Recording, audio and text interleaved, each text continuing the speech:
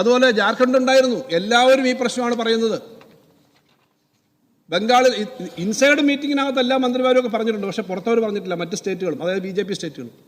Sir, ആ നഷ്ടമുണ്ട്. കേരളത്തിൽ ഞങ്ങൾ കണക്കെടുത്തപ്പം, ഒരു പ്രാഥമിക കണക്കെടുക്കുമ്പോൾ ഓട്ടോമൊബൈല്, സിമൻറ്റ്, അതുപോലെ തന്നെ ഇൻഷുറൻസ്, പിന്നീട് നമ്മുടെ ഇലക്ട്രോണിക് ഗുഡ്സ്, ഇത് മാത്രം 2500 കോടി നഷ്ടം വരുമെന്ന കണക്ക്. അങ്ങനെ വരുമ്പോൾ 10,000 കോടി വന്നാൽ ഈ വർഷം അങ്ങോട്ട് പോകുമ്പോൾ 4,000-5,000 കോടി വരും. അങ്ങ് പറഞ്ഞത് ശരിയാണ്. എങ്ങനെ നിങ്ങൾ മാനേജ് ചെയ്യും? നമ്മൾ ചർച്ച ചെയ്യേണ്ടതാണ്.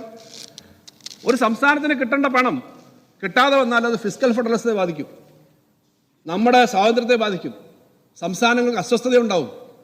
ഈ പ്രശ്നം ചെറിയൊരു പ്രതിപക്ഷവും ഭരണപക്ഷവും തമ്മിലുള്ള തർക്കമായിട്ട് തീരേണ്ടതല്ല.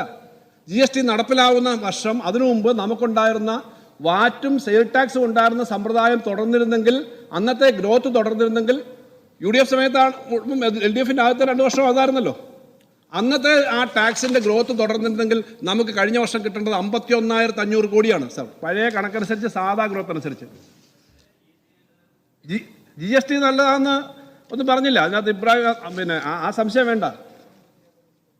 ഇപ്പോൾ GST വന്നപ്പോൾ അവർ പറഞ്ഞു നമ്മുടെ ഗ്രോത്തും 14% ആനുവൽ ഗ്രോത്തും തരാം. അങ്ങനെ ഒരു പ്രൊട്ടക്ഷൻ ഉണ്ടായിരുന്നെങ്കിൽ നമുക്ക് 54,000 കോടി കിട്ടേണ്ടതായിരുന്നു. പക്ഷേ യഥാർത്ഥത്തിൽ കഴിഞ്ഞ വർഷം കിട്ടിയത്ര 32,500 കോടി. സർ, പഴയ സെയിൽ ടാക്സ് ഉണ്ടായിരുന്നെങ്കിൽ, പഴയ വാറ്റുണ്ടായിരുന്നെങ്കിൽ കേരളത്തിന് കിട്ടേണ്ടതിനേക്കാളും 20,000-ലധികം കോടി രൂപയാണ് GST വന്നപ്പോൾ. ഇതിപ്പോൾ എല്ലാ സംസ്ഥാനങ്ങളും പറഞ്ഞു. കഴിഞ്ഞ ദിവസം കോൺഗ്രസിൻ്റെ വർക്കിംഗ് കമ്മിറ്റി മെമ്പറാണെന്നാണ് ഞാൻ ധരിക്കുന്നത്, അവിടുത്തെ ഡെപ്യൂട്ടി CM, അവിടുത്തെ PCC പ്രസിഡന്റുമായിരുന്നു. അദ്ദേഹം ഉൾപ്പെടെ പറഞ്ഞു, ഇങ്ങനെയൊരു സിസ്റ്റം GST ആയിട്ട് പോയി കഴിഞ്ഞാൽ എങ്ങനെയാണ് പറ്റുക? സംസ്ഥാനങ്ങളുടെ ഇമോഷൻ, സംസ്ഥാനങ്ങളുടെ താല്പര്യങ്ങളൊക്കെ ബാധിക്കുകയാണ്. എല്ലാ സംസ്ഥാനങ്ങൾക്കും അഭിപ്രായമുണ്ട്. ഹിമാചൽ പ്രദേശിലാണ് ശമ്പളം കൊടുക്കുന്നതിന് നേരത്തെ ഇവിടെ പറഞ്ഞു. ഹിമാചൽ പ്രദേശിലാണ്, അത് ആന്ധ്രാപ്രദേശ് അല്ല. അദ്ദേഹം പറഞ്ഞു ആന്ധ്ര എന്ന് പറഞ്ഞു, പക്ഷേ ഹിമാചൽ പ്രദേശിലാണ് ശമ്പളം കൊടുക്കാൻ ബുദ്ധിമുട്ടുണ്ടായത്. ചെറിയ സാമ്പത്തിക ബുദ്ധിമുട്ടുണ്ടാകുന്ന ഹിൽ സ്റ്റേറ്റുകളാണ്.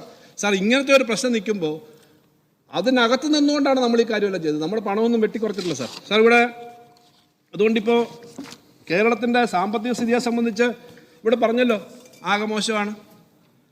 സാർ, സ്റ്റേറ്റ് ഫൈനാൻസസിൻ്റെ 2022-23 റിപ്പോർട്ടായത് ഞാൻ സംസാരിച്ചു കഴിഞ്ഞാൽ, ഇതിൻ്റെ ആയതുകൊണ്ട് ഞാൻ പിന്നെ പറയും, ഇതിനിടയ്ക്ക് പോയി ഞാൻ 2022-23 സ്റ്റേറ്റ് ഫൈനാൻസസിൻ്റെ റിപ്പോർട്ടാണ്, CNDG-യുടെ ഇത് സംബന്ധിച്ചുള്ള കണക്കുകളാണ്.